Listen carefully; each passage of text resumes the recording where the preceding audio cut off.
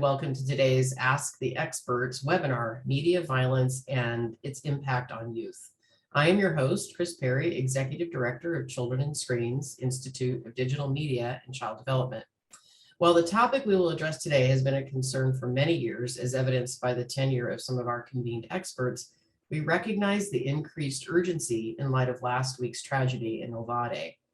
While today's discussion extends beyond real-world violence to the impacts of violent imagery across television, movies, social media, and video games, we also know there's a tendency to look for correlations and draw connections to explain behavioral shifts we see in individuals and groups. We're glad to have several renowned researchers, clinicians, and juvenile justice experts to share their knowledge and evidence-based recommendations on such a timely and pressing issue: media violence and its impact on youth. Now, without further ado, I'd like to introduce you to today's moderator, Dr. Brad Bushman. Dr. Bushman is a professor of communication at The Ohio State University, where he holds the Margaret Hall and Robert Randall Reinhardt Chair of Mass Communication. He has studied aggression and violence for over 30 years and was recently awarded the 2022 Morton Deutsch Conflict Resolution Award of the Society for the Study of Peace, Conflict, and Violence, Division of Peace Psychology, American Psychological Association, for his notable contributions to the integration of theory and practice in the field of conflict resolution. We are honored to have Brad with us today to lead today's discussion. Take it away, Brad. Thank you. Children today are immersed in media, kind of like fish in water. And all forms of media, whether it be video games, movies, television programs, contain violence. And some of this violence is real. Violent media to children is like contaminated water to fish. It's unhealthy. As a researcher, I'm especially concerned about media that glorify guns. Sadly, gun violence is on the rise in the media. For example, our own research has found that the number of acts of gun violence in PG-13 films has more than tripled since that rating was introduced in 1984. Children think media characters are cool, and they want to imitate their behavior.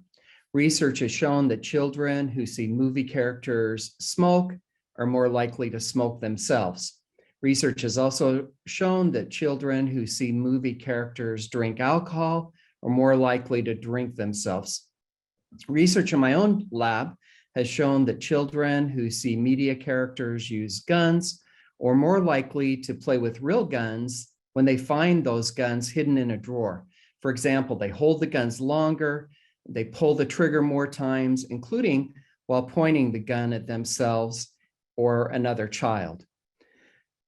Exposure to violent media is not the only risk factor for aggression and violence, but it's not a trivial risk factor either.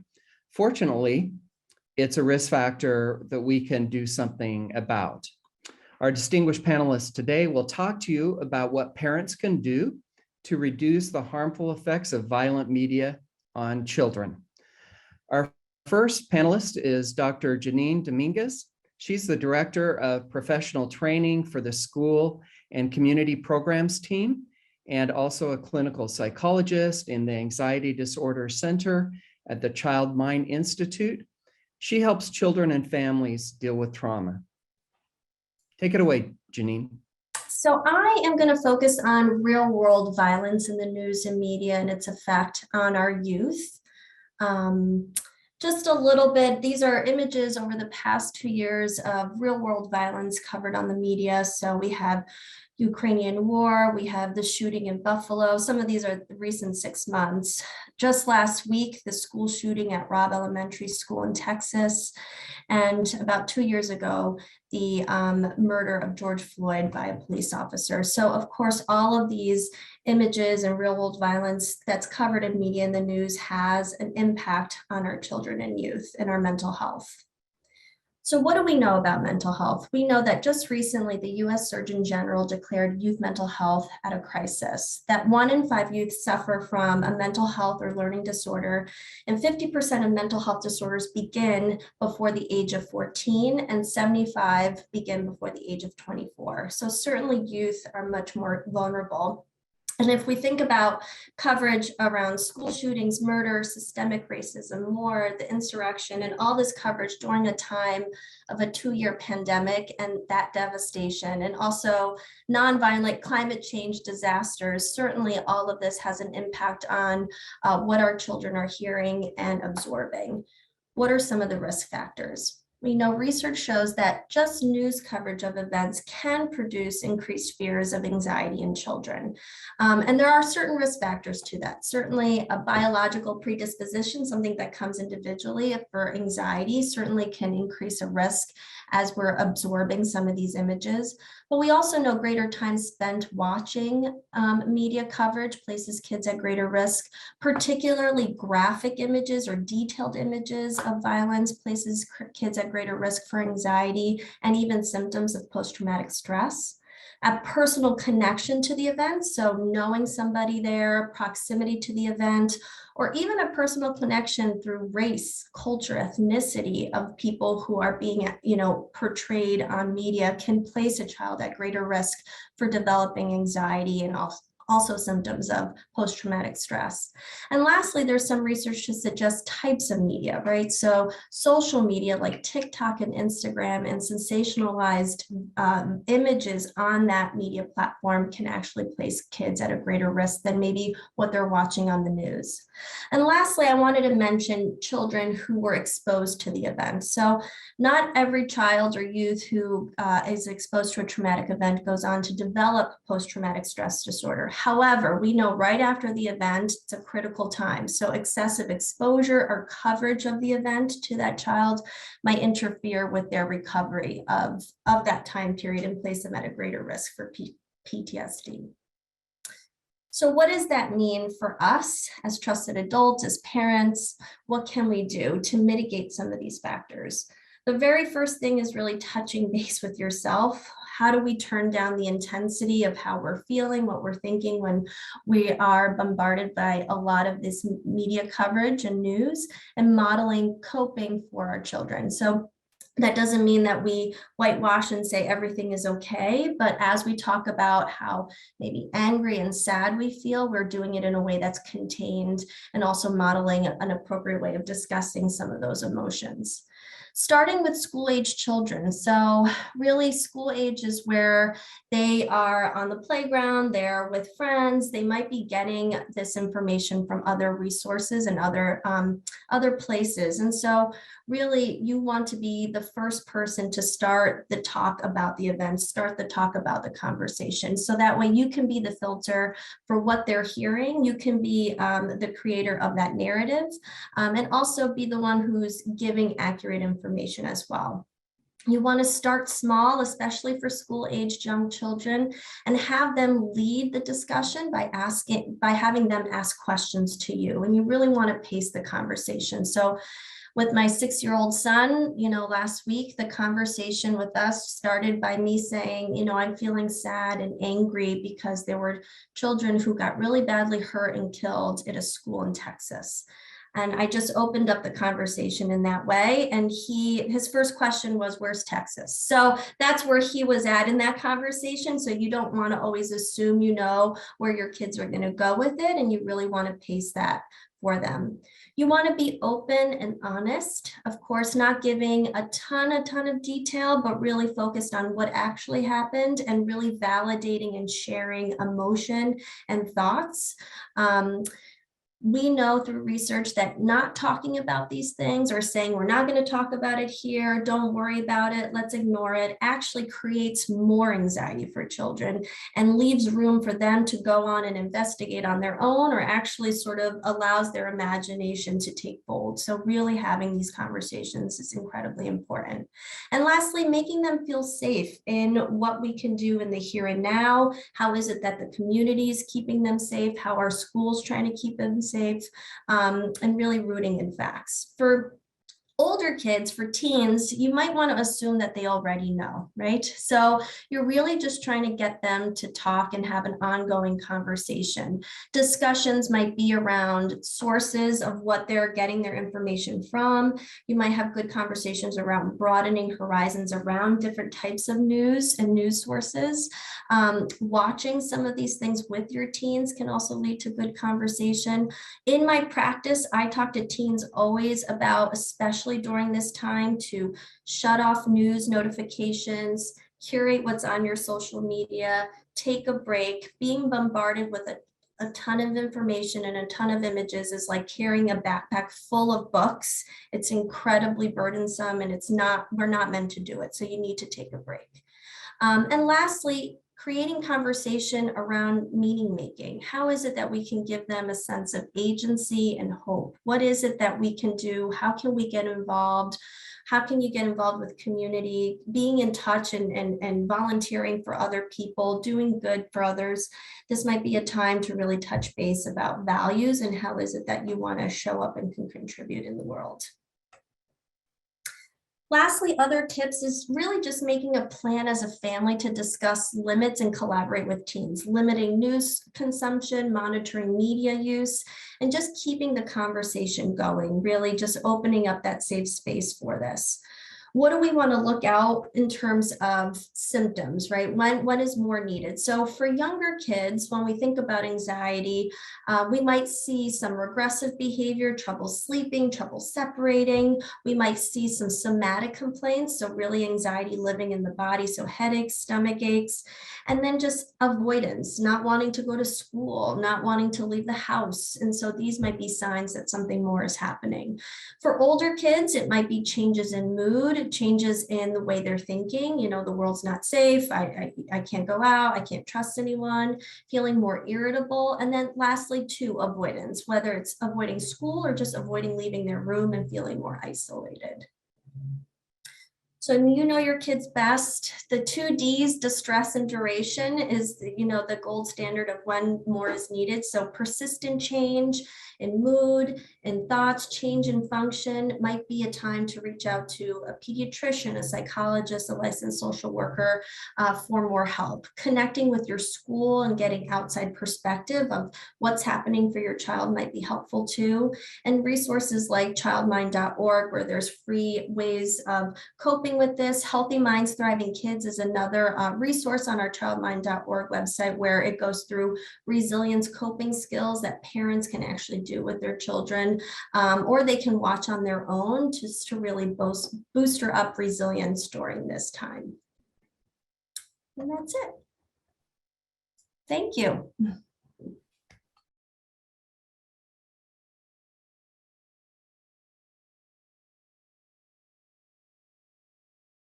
What a great way to start our webinar, with some real practical advice for parents to use with their children. We did get a question for you. How does watching violence in current news, such as the war in the Middle East and Ukraine, impact children's behavior? Yeah, I think that's a really great question. So similarly to what I just recently discussed, I think it depends on amount of media that's being watched and what they're seeing.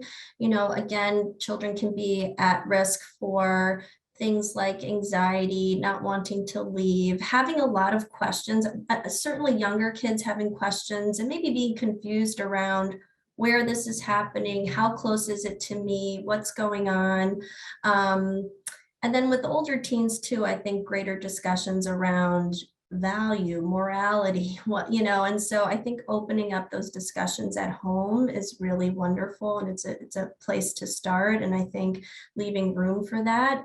And in terms of behavior, I think you know your child best. So really just being on the lookout for things like being more isolated, being more anxious, not wanting to leave, maybe being more angry too, in the sense of like what's happening and what's going on, and really continuing to open up those discussions at home.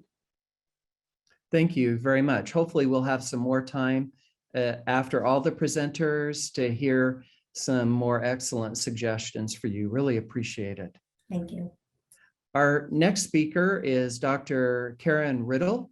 She is the Robert Taylor Professor in Strategic Communication in the School of Journalism and Mass Communication at the University of Wisconsin in Madison.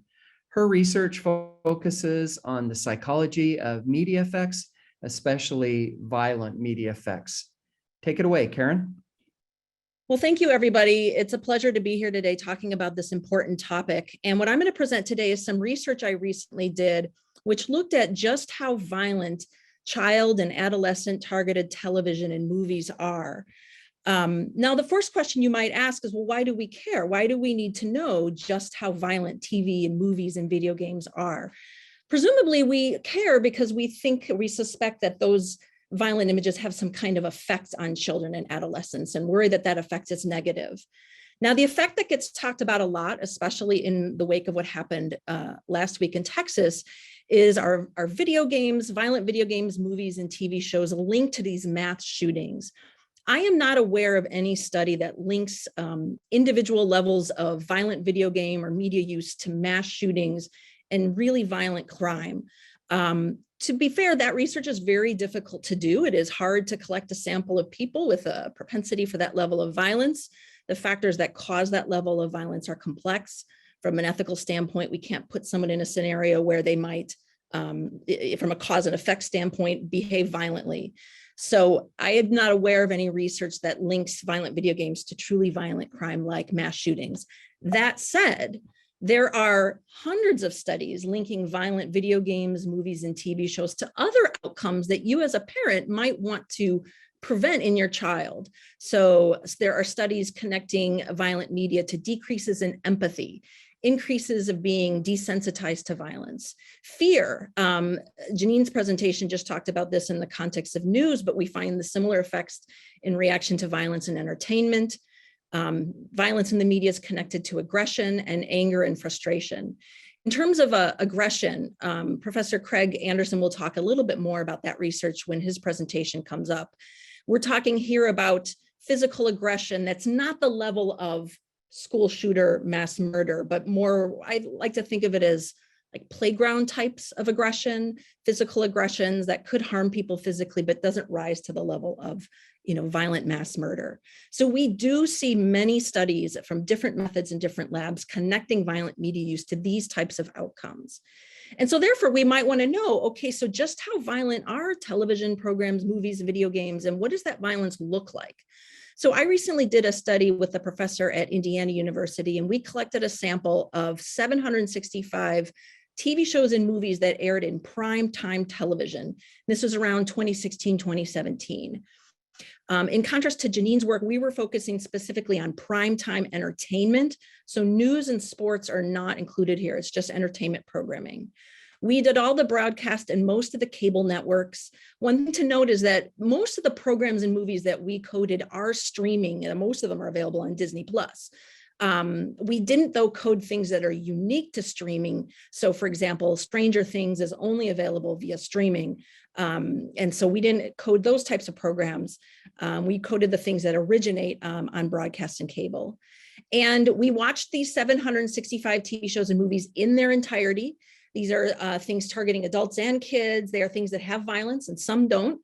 But we really then put a spotlight on within that 765 shows, the things that are targeting child and adolescents. So we used IMDb to figure out what programs and movies are targeting kids. And then we compared it to the shows and the movies that are targeting adults. And so here's some of our results. This is just the percent of the movies or the TV shows that contain violence. I'll tell you that our definition for violence, and different scholars tend to use some different definitions. Ours was an intentional act to harm somebody or some entity physically. It had to be intentional, it has to be physical. It doesn't have to be hugely harmful. It doesn't have to result in death or blood or gore, but we did measure those as well, and I'll get to that. So you can see in this table here on the left that the TV shows and movies targeting kids and adolescents in prime time, 76% of them have at least one act of violence, whereas shows targeting adults, it's less, it's about 66%. And those are statistically different from one another. Now, we were replicating a study that did the same thing 20 years ago. So we were able to look at changes over time. And what we found is that in general, there are much fewer television programs targeting children in prime time than there was in the past. And within those shows, there's less violence. However, what we're seeing is the number of movies in primetime television increasing significantly, and the violence in those movies increasing significantly, including these movies that are targeting children are more and more violent than they were in the past. Now you're probably wondering, well, what movies are we talking about here? We're talking about Harry Potter, we're talking about Cars, we're talking about the Avengers. And so you might be thinking, okay, well, we're not talking about John Wick. That's not what young kids typically are watching. And that is true.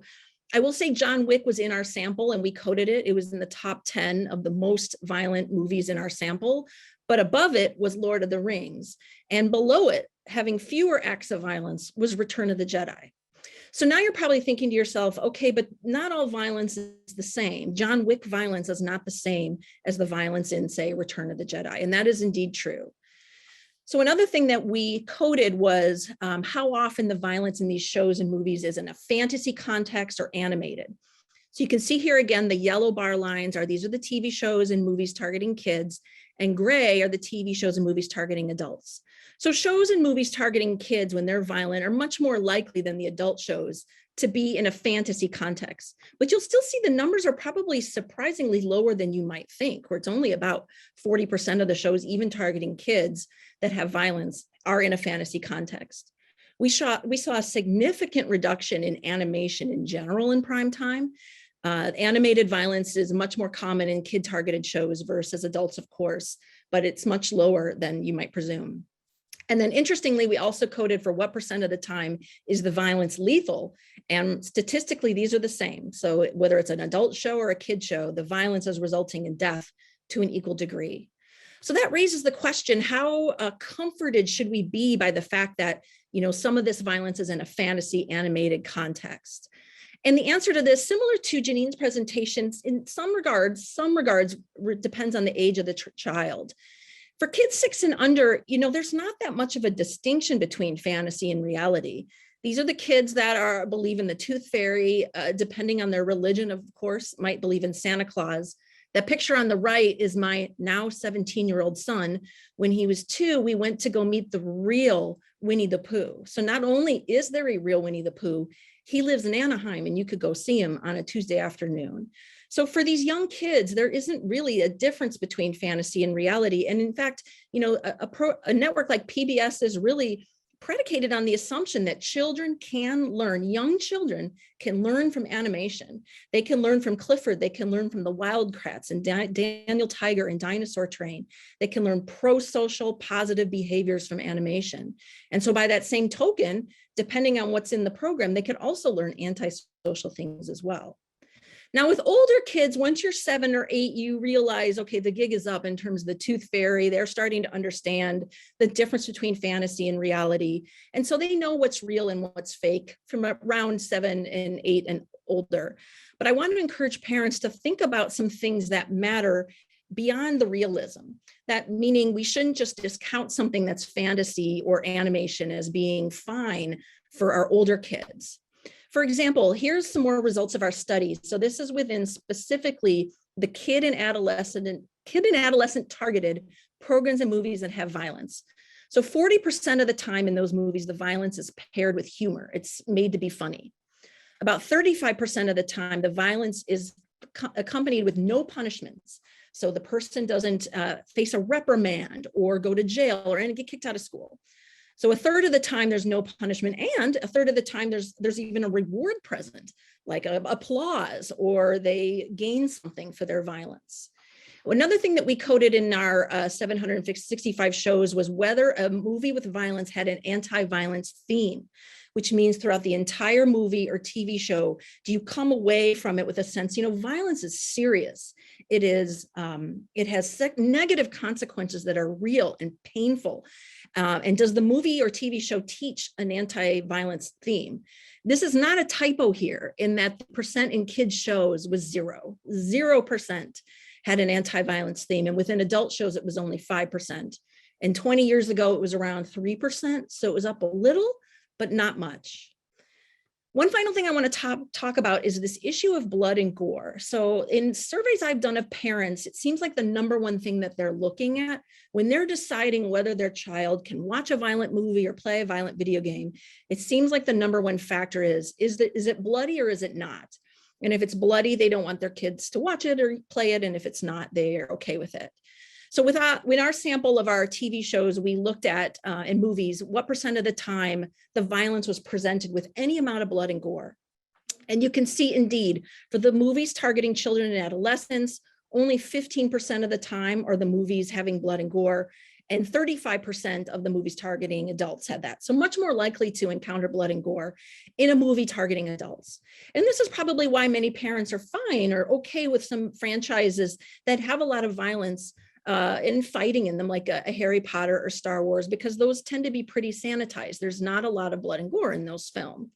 And I think, it's completely fine if parents want to minimize their child's exposure to blood and gore. I think that's a great decision and a fine thing to do.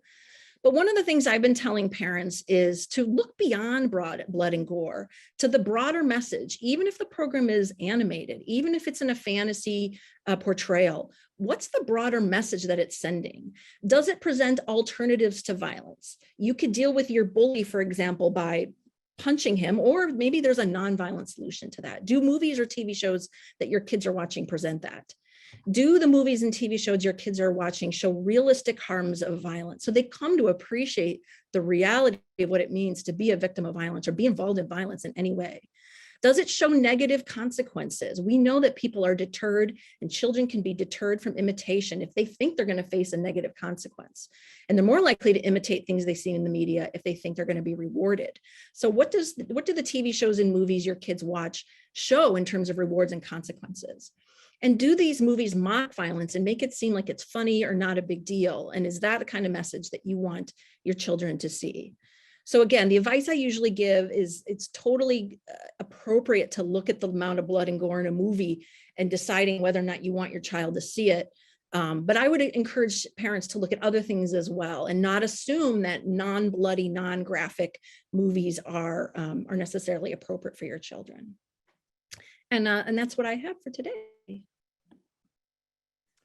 Thank you very much, Karyn. That's a much needed update on this important content analysis that was conducted 20 years ago. We do have time for a quick question. Are there any studies, past or present, that have hard data to prove this topic? Yeah, great question. I think that's what parents and the public really want to know. And I started off the presentation by saying, we care about the amount of violence in movies and TV shows because we presume that they have an effect. And in fact, there have been hundreds and hundreds of studies demonstrating these effects. This research was very popular and prolific in the 80s and 90s, but goes way back to the 60s and even before that, and continues today. It's important to know that there's many scholars across the country and across the world, really, who are doing this research. And so it comes from different labs, different perspectives, different methods, all kind of converging on a similar pattern. So within our presentation today, Brad and Craig are chief among the researchers doing this, but there's also scholars at the University of Minnesota and the University of Pennsylvania, Wake Forest, USC. Many people are doing this research. And like I said, it's important that they all take slightly different methods and different approaches because there's no one right way or correct way or easy way to study violence and aggression. It's a complicated topic, and measuring aggression is very, very difficult to do. So these studies, and I think Craig will talk about this as well, use different measures that you can in a laboratory ethically use to assess whether or not a violent show or a movie or video game is increasing the likelihood of aggression.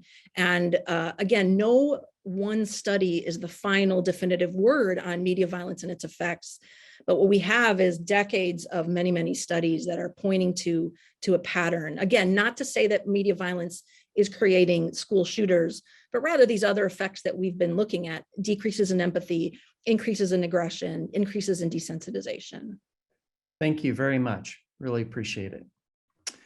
Our next panelist is Dr. Craig Anderson. He is a distinguished professor of psychology at Iowa State University. He's an expert on violent media effects and also the winner of the Distinguished Lifetime Contributions to Media Psychology and Technology Award from the American Psychological Association. Take it away, Craig. Let's kind of jump into it. Previous speakers have actually addressed some of these questions, but I did want to just hit real quickly definitions in this research domain. So when we talk about aggression, when social behavioral scientists talk about aggression, we specifically mean behavior that is intended to harm a person who does not wish to be harmed. And when we talk about violence, we really mean a severe form of physical aggression, severe enough to require medical attention. By media violence, the definition is much less, and actually, as Karyn mentioned, it has to do with media portrayals of intentionally harmful behavior directed at real or imaginary characters that can be human or non-human. So we can have cartoonish characters and you know, all sorts of things. Yeah, I'm going to kind of run through this fairly quickly, but as others have pointed out, you know, there have been hundreds of studies on screen media violence, including video games, and I'm going to focus primarily on video games today. But these hundreds of studies over multiple decades show two main results. First of all, there's a short-term, a very brief exposure increases aggressive behavior immediately afterwards. So if you play a violent video game, or a kid, child, adolescent, whatever, plays a violent video game for 15, 20 minutes or so, the likelihood of them behaving aggressively afterwards increases, at least for a short period of time.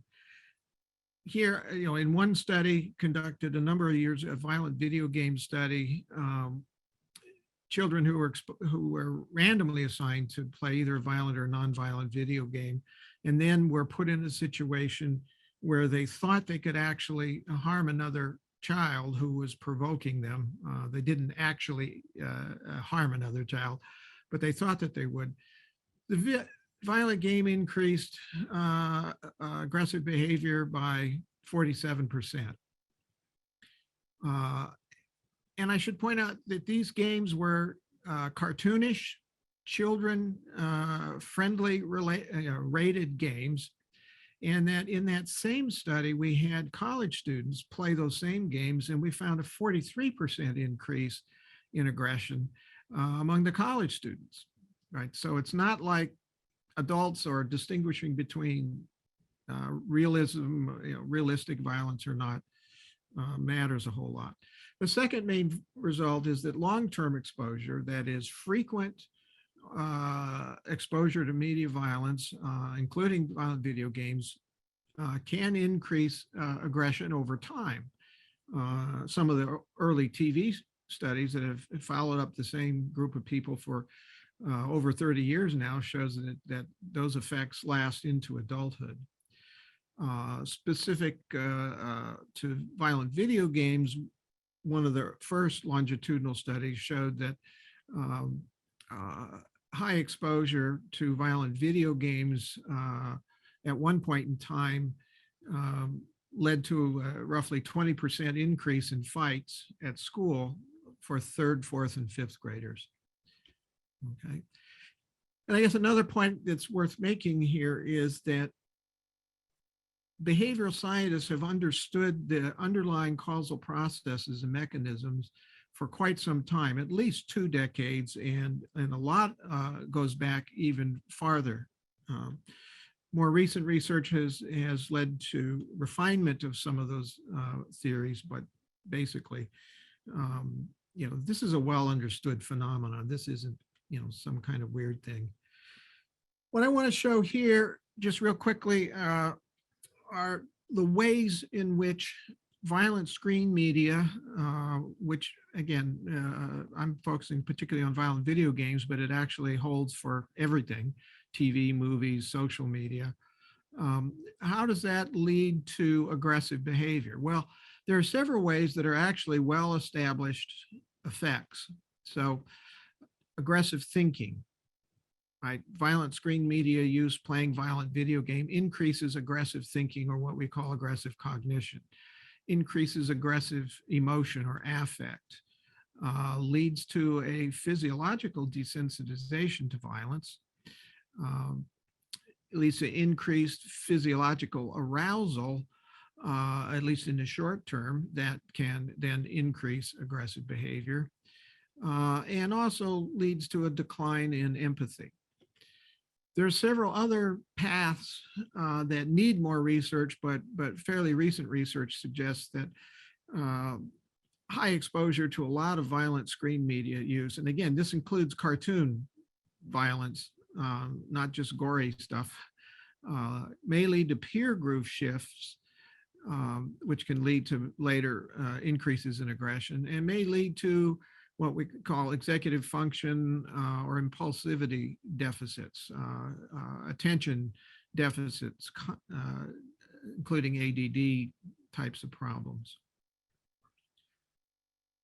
Let me just move on here. I wanted to present a few answers to frequently asked questions, some of which have already been addressed, but I want to highlight here. The first is that playing the hero in a violent video game does not protect the player from becoming more aggressive.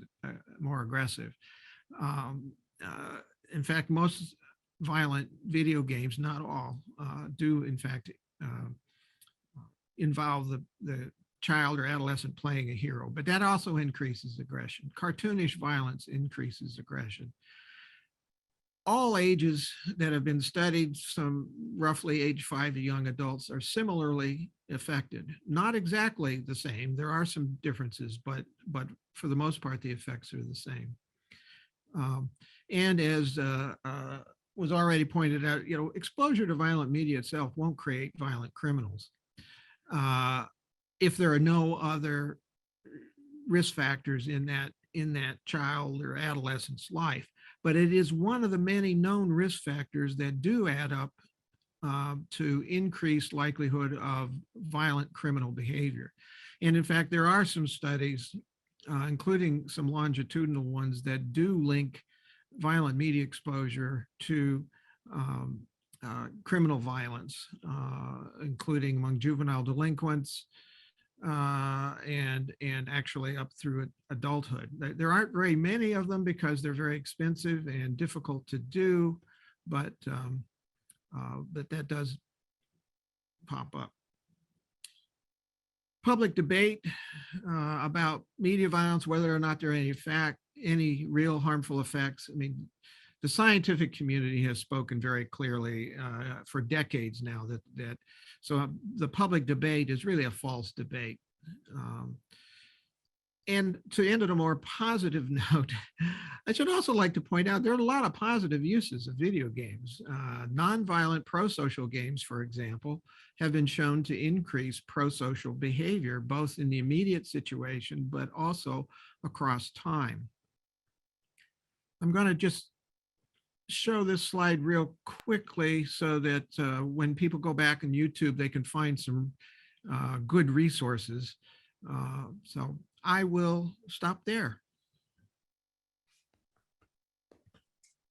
Thank you very much, Craig. That's excellent presentation. We do have time for a question.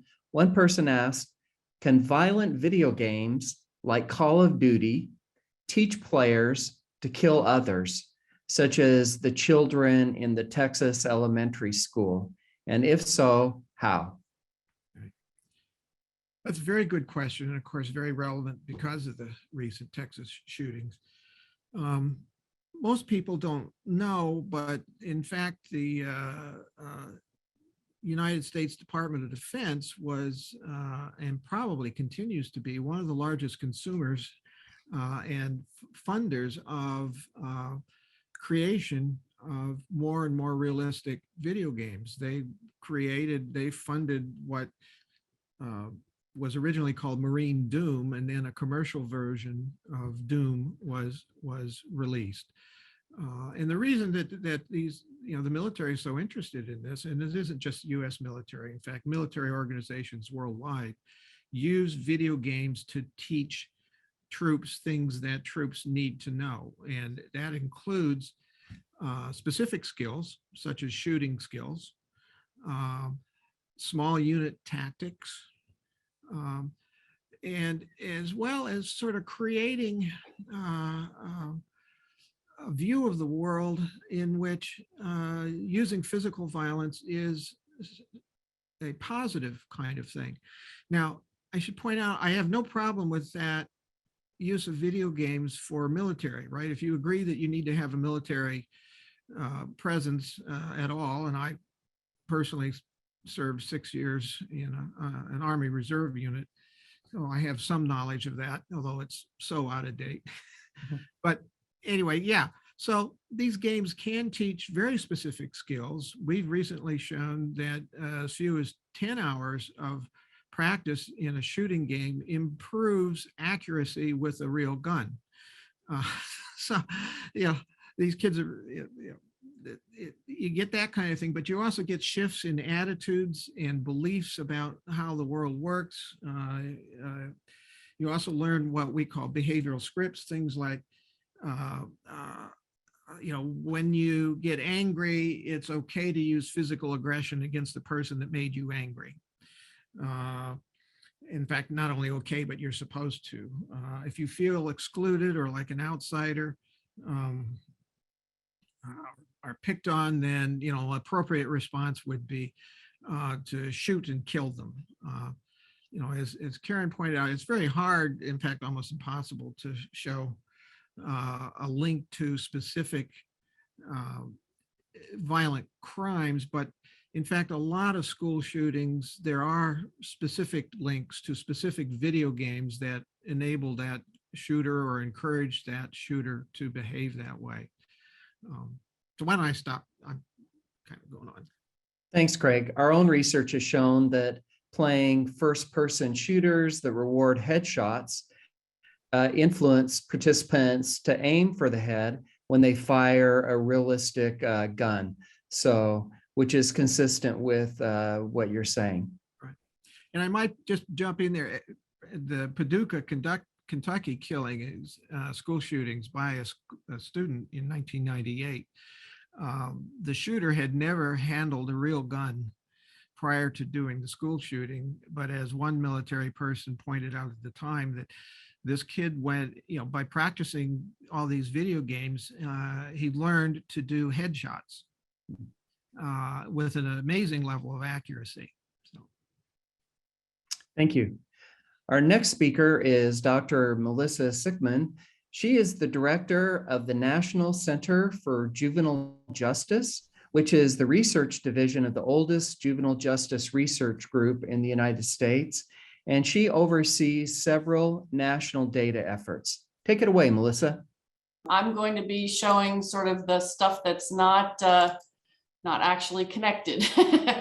So we present a lot of data on kids in the juvenile justice system, in the criminal justice system, and what happens to them as they go through. But for today's topic, it seems that information largely coming from the FBI's Uniform Crime Reporting Program. They collect data from law enforcement agencies all around the country. They collect information on crimes that are reported by citizens to the police. So, you get robbed, help me, come help me. And then they also keep track of when there's an arrest. When there's arrest is really the first point in the whole process where we can attach an age of the individual to it. So this is a graph of the number of youth younger than the age of 18, because that's the age of sort of majority in most states, that have been arrested for what the FBI counts as violent crimes, part of the Violent Crime Index. Normally that's murder, rape, robbery, and aggravated assault as charges. The rape is not included here because the FBI over this time period they're changing the definition to make it a little broader. So it's small numbers and just confusing to include it. Most of this is aggravated assault. Aggravated assault are, in the FBI's world, are assaults that either involved a weapon of some kind, a knife or a gun or whatever, or resulted in some injury to the victim. But what we see here is kind of good news. There's this tremendous drop from the mid-90s. I don't know if people remember the fears that were around about super predators, and just if you lived through this period as an adult, you probably remember it. I think this might also cover a period where media changed a lot in terms of 24-hour cable news networks, et cetera. But the fact that the arrests of kids have declined 78% since their peak is really good news.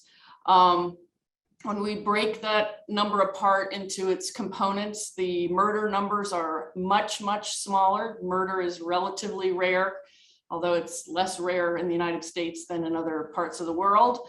But see a similar pattern with this tremendous decline and kind of a leveling off, although there has been a little bit of increase in the recent period. And so a lot of media, if we as adults are consuming news media, and journalism in general, they will often focus on this period of increase, which is small compared to what it used to be. The other two categories, aggravated assault and robbery. Robbery is but a lot less of them occur, in terms of kids getting arrested. The aggravated assault is a much larger number, but again, similar declining patterns that should make us happy. When we look at those juveniles, those youth, as a share of all of the arrests, kids really make up a pretty small share of the total arrests for violent crime. Kind of the more serious stuff, murder is low, aggravated assault is low, the robbery, more than I would like to see, but much smaller percentages nowadays than in the past. Kids were a bigger share of the arrests. That doesn't mean that they were a bigger share of the crimes, because kids are easier to catch. They tend to do things in groups, and they're kids. This is another way of looking at it by age. When we first started paying attention, sort of 1980 data is this sort of middle line here, and you see things decline as an individual gets older. The 94 peak year was crazy, up like this, and the peak age was like 20, 21.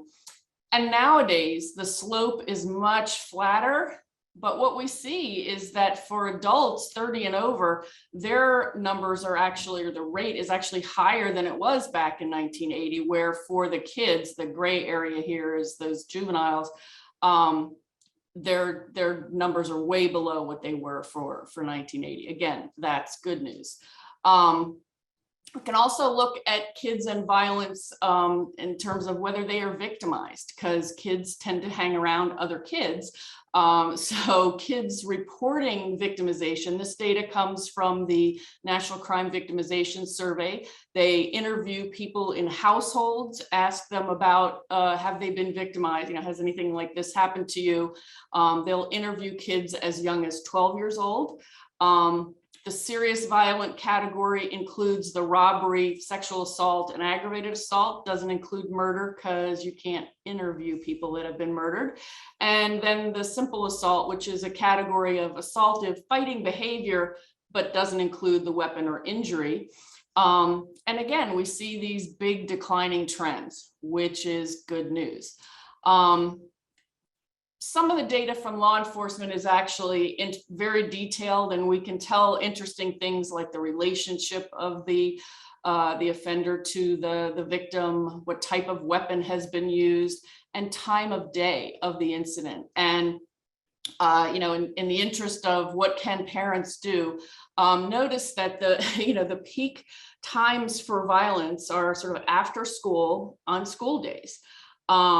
This is a time when a lot of kids, sort of middle school and older, don't have supervision. They're no longer at school. If they're not involved in some sort of after school activity, their parents may be still working, and so they're unsupervised. And those fights can happen, sort of the meet me at the schoolyard after school. So encourage your kids to get involved in after school activities, to encourage the schools to offer such after school activities so that kids are more pleasantly engaged and not getting into trouble. Of course, the more serious end, which we have all been very depressed about, of late, kids being killed. And this had been good news until 2020. The numbers have been relatively flat after 2000. And then this uptick that is a little bit concerning. I mean, any additional kids being killed one way or another is very, very sad. And I have not studied this enough to know why. In the data in terms of relationships, unfortunately, the biggest increase is in the individuals with unknown relationship, which is probably strangers, but we're not sure. Looking at whether a weapon was involved, there's an increase in the proportion of those homicides that involved a firearm, again, hinting at strangers. Usually family stuff involves parents and younger children and doesn't require a firearm is not involved. The other type of victimization that is often connected to firearms, though, are suicides. And I think some of the media things that kids consume, I've heard these crazy trends about sort of things that sort of glorify suicides, which is also very dangerous to have kids thinking about. This had gotten to a pretty low level and has been increasing counter to the pattern for homicides. And I was sort of surprised that the numbers weren't jumping up in 2020. We wait to see what the 2021 data will show. This is back to looking at the data from the victimization survey. Looking at kids being victimized in school compared to away from school. And, the declining trends are what we want to see. The being victimized away from school is slightly outpacing the at school for the serious violence. When we look at the worst of the worst, the school associated violent deaths. And it's interesting, this data collection includes, of course, not just children, but adults and things that are not just the homicides, but also suicides. So the top line is sort of everything, all of what happened and to whoever, it was. The middle line is the homicides and the bottom line is the suicides. And these data are a little bit stale. This increasing trend is certainly concerning there at the end, but it's been jumping around so much, it's hard to tell.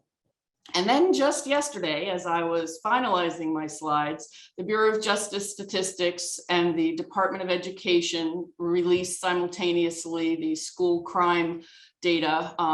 They have this graph that shows for the school shootings, this is again been kind of up and down, but this increasing trend here is not something that we want to see.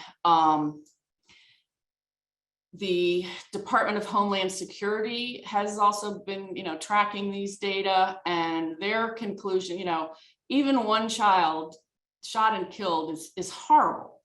The good news is that it's actually less likely to happen to your kid than them being struck by lightning. Even though we hear about it a lot and it's happening way more than we want it to, it's not something that every child should be going to school afraid. And then I saw this graph in what was released yesterday, that the numbers of kids that were afraid of an attack or some kind of harm at school or even away from school, that these numbers had not really changed much since 2009. So even though kids are hearing, I mean, the events in Texas recently, we're hearing about these things constantly, and we'll keep hearing about them every time there's a funeral, every time there's a trial or whatever, we will keep hearing about them. It makes us think these things are more common than they are. At least there's some comfort in that kids are not going to school, all kids every day being very afraid. This is only about 5% of kids that are concerned enough to respond on a survey that they were afraid. Interestingly, the folks that were paying attention to these violent and shootings at school were saying that the solutions are not to arm schools and make them like prisons, but rather to make them softer places where kids feel comfortable expressing their concerns to school administrators and teachers and not having it be ignored or criminalized. So if kids are acting weird and that kind of thing, that they can feel like they can tell somebody about it. Increased information sharing, and just the fact that millions of kids go to schools that have no counselor, no social worker, no anybody that they can talk to. And research shows that improving that access to some sort of mental health really can reduce disciplinary actions in school, and of course the more serious things. So that's the end for me. Thank you very much, Melissa. We're running short on time, but there is one question for you that maybe you could answer quickly. We hear so much about violence in the streets by and against youth. Are the numbers really down? Yes, and maybe. I won't end there. Yeah, I mean, I think the thing that we do a lot of education of folks in the system, judges and probation officers and the like. And I always try to remind people when I'm showing these national data, it's national data. It's like putting Thanksgiving dinner in the blender and you can't quite taste apple pie separate from turkey anymore. So, the local data are maybe different in any particular place, but also realize that you are hearing things differently all over. So pay attention to what's happening in your local area, and don't be, scared out of your mind because something happened in Texas or Chicago if you don't live in Texas or Chicago. Thank you. One thing that's definitely changed since the 1990s is people are using their mobile devices to film violence on the streets much more than in the past. I think that's a story for a different webinar about community violence and its effect on kids. Before we move into the group discussion, we're going to hear from Dr. Andrew Doan. He's a molecular neuroscientist and an expert on video game addiction. Take it away, Andrew. Thank you for having me today. I am a physician, but I have a PhD in neuroscience and also a master's in public health. And I was asked to come on to this webinar to give the risk analysis tool referred to as the Swiss cheese model for analysis. And you can use this on a community level. You can also use it for your family and also for your organization. So the Swiss cheese model is a risk assessment and a risk management tool where you identify weaknesses in an organization or a system. So in this case, I broke up, the mass shooter scenario into 3 categories. There's a systematic failure, such as, for example, lack of proper gun controls or having weapons that are unlocked and available to children that are not, that should not have access to them. And then another level would be for example, a societal failure. So the lack of proper parenting. And I know that I'm probably speaking to hundreds of the choir here because you guys are all attentive parents who are sitting through a seminar to learn how to be better parents. So really, I think the people that need to hear this message are probably the ones that are not on the seminar and are in that public debate of falsehood in trying to argue that there's no correlation between media violence and actual violence in the real world. But the societal failures can also be consisting of the lack of a moral compass, and then also the disregard of the influence of media violence. And so we see a celebration of the violence in gaming and media, and that's affecting children and affecting our minds and rewiring the way we think. And the previous panelists have already discussed, the research behind that. And then the medical failures. I want to contribute to this because a lot of the research that you've heard today are in a sterile environment in a very highly controlled system. So for example, it's been mentioned that the games that are used to do the research in children are not the ultra violent games that you are you're associated with, like Grand Theft Auto or Call of Duty. For one part, it's very difficult to do that type of research on children because the IRB or the institutional review boards would never approve the exposure to to children mature only games and ultra violent games because we know the effects on the children's minds. So a lot of this data that we get are very soft correlation.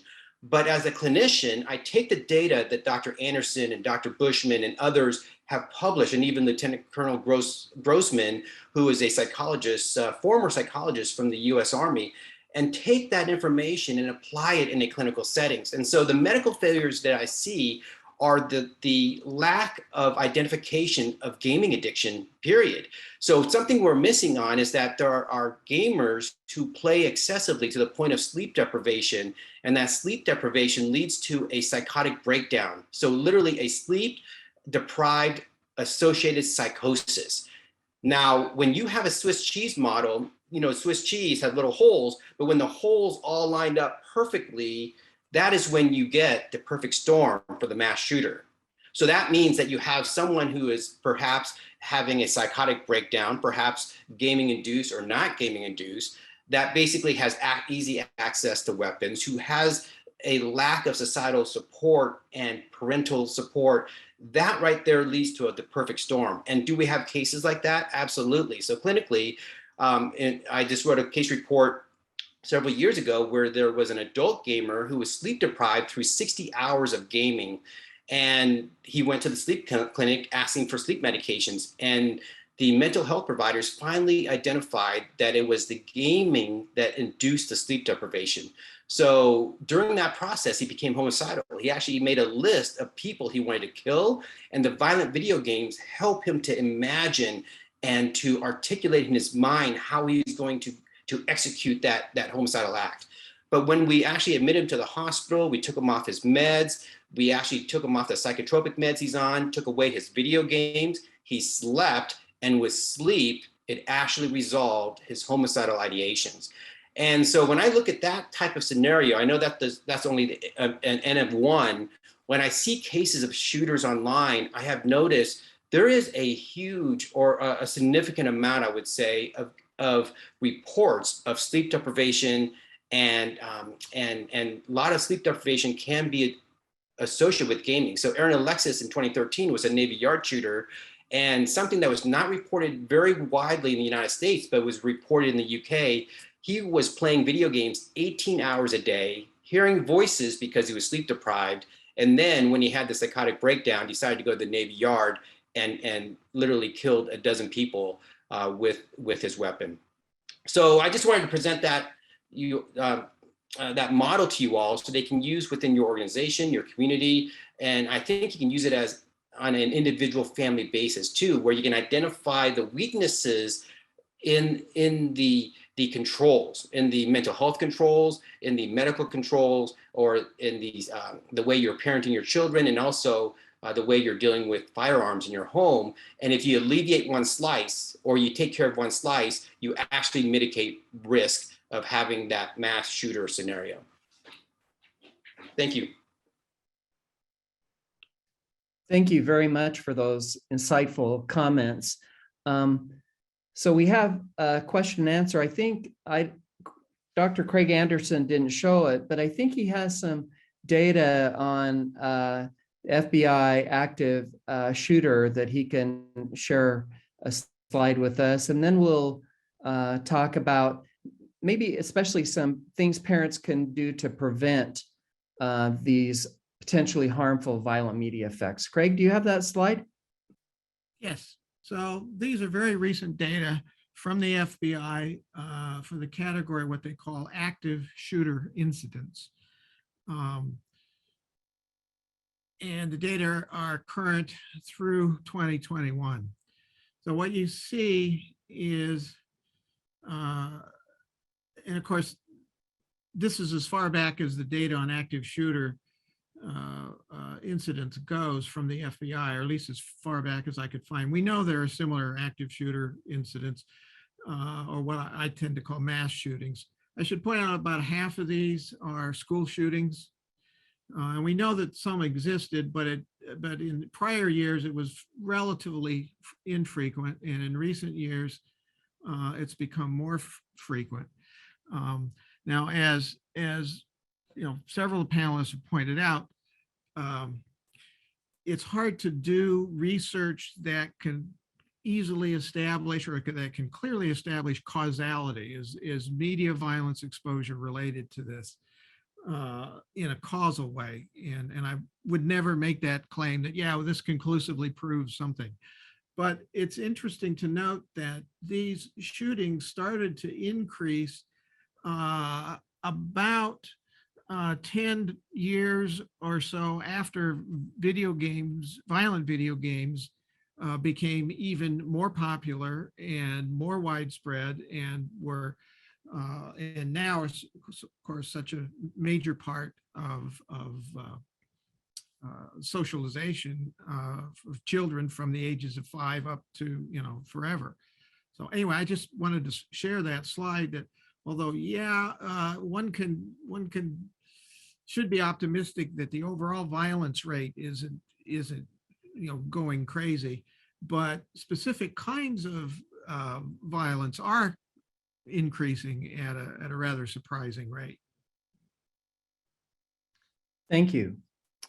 So a general question that people have asked and submitted questions in advance is, what can parents do to reduce these potentially harmful effects? Some of the things people have mentioned are things like media literacy, parental interventions. How can parents intervene? So I'd be interested if members of the panel have responses to these questions parents have sent us. I'd love to hear your answers.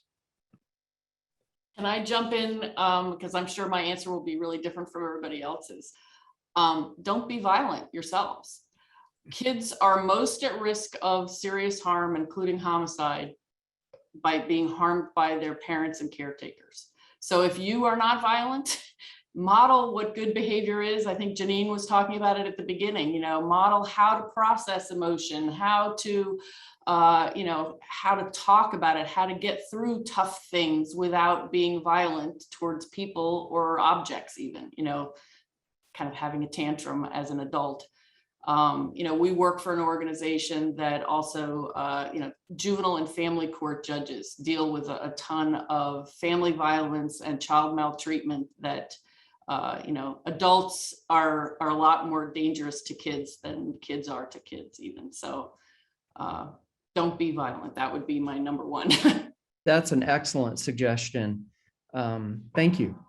Yeah. Dr. Anderson? Yeah, one of the things that some of my colleagues and I have looked into and is, you know, has to do with reducing exposure to violent media, including violent video games. And one simple thing that parents can do is to simply remove electronic media from the child's bedroom. They should not be having cell phones, video games, TVs. And just simply removing those things and moving them into public space within the house or the apartment makes it much easier for parents to actually take control of their child's media diet. Thank you. That's an excellent suggestion. Dr. Riddle? I would absolutely concur about the television and devices in the bedroom. It's correlated with a host of negative things, including sleep problems, sleep disorders. There's some research that so I'm a parent of a 17 and an 11-year-old boys who are very drawn to the media that we're talking about today. And it's difficult to find things that are nonviolent. I use Common Sense Media in particular as kind of my own, a resource that I use to kind of assess what a program or a movie or a video game has in it. I also draw personally from research on something called active mediation, which is really just having conversations with your children. So rather than me, I don't personally take I'm going to prevent my children from ever seeing violent media or playing a violent game. I just don't think that's realistic for us. So instead, I draw from the research that says that having conversations with kids about what they're experiencing can be really effective, to the point that my children are quite sick of it. But we have a lot of conversations about, pausing movies, pausing games, and reminding them that's not cool. I know that movie made that look really cool, but in the real world, if somebody were shot like that while they're running on the top of a train, it would be pretty severe. And so we constantly talk about, I'm trying to remind them of the severity of real world violence, the consequences you would face if you engaged in that, and constantly trying to remind them, like, I know that looks cool, but it's not. And so that's a tactic that I've taken, drawing from a lot of research that shows that these kind of active mediation conversations can be effective. That's excellent advice. And there is a large body of research showing this active mediation works. Unfortunately, only about 10% of parents do it. So we need to somehow convince the other 90% of parents to engage in this type of intervention, because it works. It does work. Thank you. Are there other suggestions for reducing violent media effects? If not, I have a really good question. How can parents convince their children that these effects are real?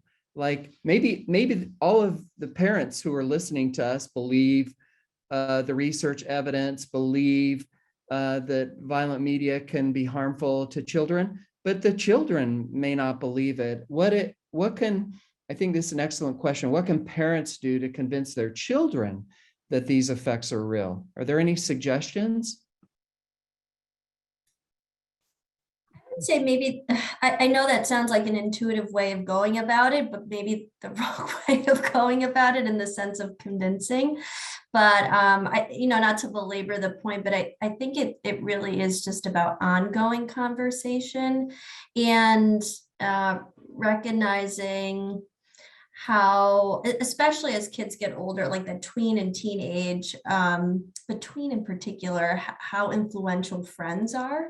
And so I would also encourage parents to create a network of parents. It might be helpful to connect with other parents and have a dialogue going with them, and just getting a sense of like, what is it that you're talking about in your house, and what are your, so that way there's like more of a community network that is holding your kids. And that way it's not just one person, but like a network of people that are having similar conversations, and your kids are hanging out with other kids, and so they're going to be getting information from other people and knowing what's cool, and they want to be in the in crowd and not the out crowd. So I think coming from a community stand might be helpful. Those are excellent suggestions, Dr. Domingues. I think there's this psychological reactance effect when people feel that others are trying to control them or restrict their freedom. They often do the opposite. So those are really good ideas. Thank you. Dr. Anderson? And echo that conversations with your children and adolescents provide, including this active mediation, which again has been shown to work if it's done properly.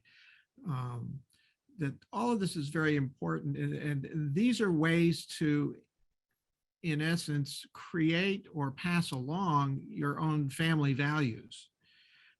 And very few parents seem to actually do that in an active way. That is, they tend to rely on their church or the school or something to actually teach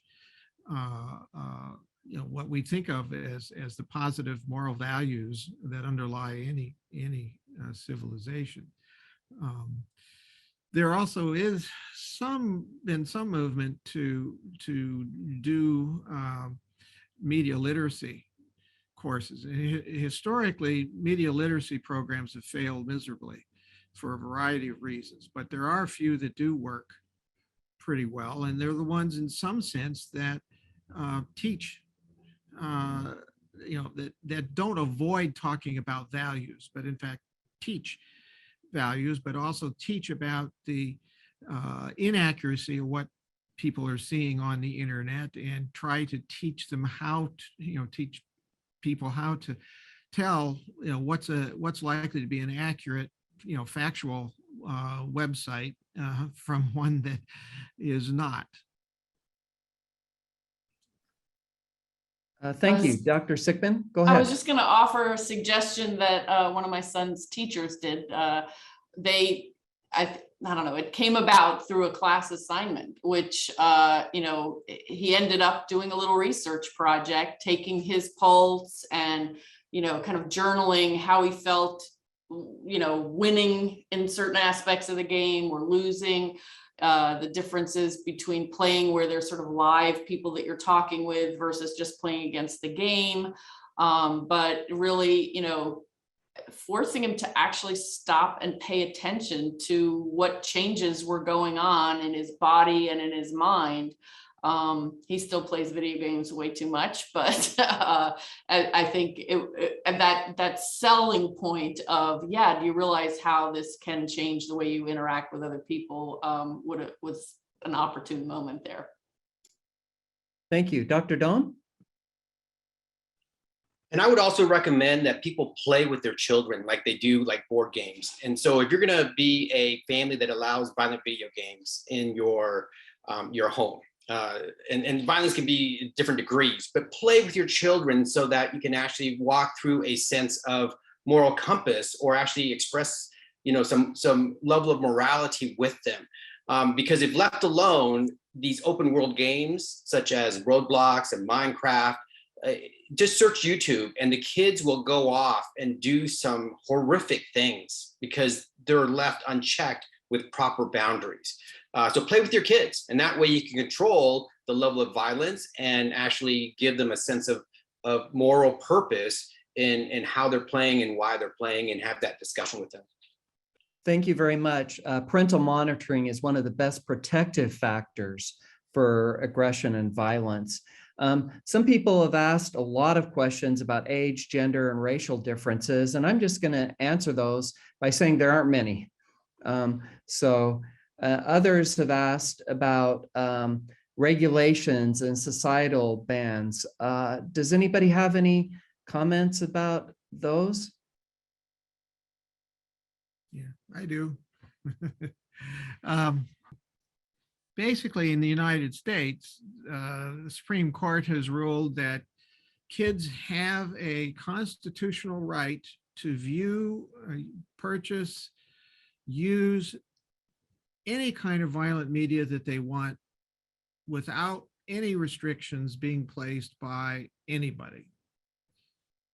This is a relatively recent ruling. The ruling was, I was actually involved in that case to some extent, but the ruling essentially was written by the video game industry, because I knew what they were submitting and all that, and it was just based on a package of lies. But anyway, from that standpoint, from a legal standpoint, in the United States, nothing can be done at this point until some other attempts at providing, legal restrictions actually survive Supreme Court challenge. Having said that, there are other, there are things that certainly communities can do, and that local groups can do, and parent groups can do, but from a legal standpoint, there's nothing in the U.S. The only thing that the Supreme Court said could possibly be meet constitutional standards is pornography. They say might still be able to limit pornography or limit sex And by pornography, they're defining it as basically what I think of as naked bodies. So they don't really distinguish between degrading, harmful, violent pornography versus sex scenes involving adults in a loving relationship or whatever. That don't really distinguish between those. So, of course, other countries, I mean, we're the only country that has such sort of a ridiculous view that we're more afraid of sex than we are of violence. Looks like we're running out of time, but I'd like to give each panelist, like, if you could say one sentence to the people who are attending our seminar, one piece of advice, what would you say? I'm just going to go in the order of the pictures I see on the screen. Dr. Doan, what would you tell people? I would say that, gaming is kind of like a medication. There can be good with appropriate use and age-appropriate introduction. The example I give is we can actually use gaming to numb burn pain, and you can actually scrub the burns off of burn victims and adults and children. So because of that, be mindful of how you introduce this powerful medication to your children. And it should be time appropriate as well as age appropriate. Thank you. Dr. Sickmund? Yeah, just from the data that we see, don't believe everything you hear on the news or see on the internet, and God, talk to your kids. Great advice. Thank you. Dr. Domingues? Yeah, similarly, I would say just going back to coverage on the news, I think not shying away from discussion with your kids and talking about these events, being the filter for that, and knowing that there are really great mental health resources that provide sort of that resilience and coping that a whole family can engage in. Thank you. Dr. Riddle? I would echo what others have said. Talk to your kids. It's so important. But echoing what I said in my presentation, I would urge parents to look beyond blood and gore. When you're deciding whether something's appropriate for your kids, consider the broader message, the broader themes, and don't focus solely on whether it's bloody or explicit. Thank you. Dr. Anderson? Yeah, again, sort of echoing what others have said in their talks or elsewhere in the question and answer session. Get involved with your kids and their media diet, their media habits. And if possible, expand that to not just your own family, but to families of your at your school or families that your kids play with someone else's kids. And I shouldn't do this, but there is a free book. If you look at one of my slides at the end, that really discusses an awful lot of these issues, a free PDF version of the book. There's also a print version that costs something, but anyway, share that book with whomever you want. Thank you very much. I'm super concerned about media glorifying gun use. And I would say if in the US, if you live in the US, people in the US can own guns, please lock them up. It's a huge concern of mine. I'd like to now turn it back over to Kris. Thank you, Brad, Janine, Karyn, Craig, Melissa, and Andy for sharing your wisdom and expertise on such a critically important topic. To learn more about all things digital media and child development, check out our website at childrenandscreens.com and also watch any of the previous 46 informative Ask the Experts webinars on Children and Screens YouTube channel. To stay up to date with everything going on at the Institute and receive the latest news, you can follow us on any of the social media platforms listed here. Please join us again on Wednesday, June 15th for the Golden Rule, Cultivating Kindness and Character Online, which will examine a lighter topic, kindness. We have another fantastic panel of experts who will discuss the development and cultivation of pro-social behaviors, both on and offline.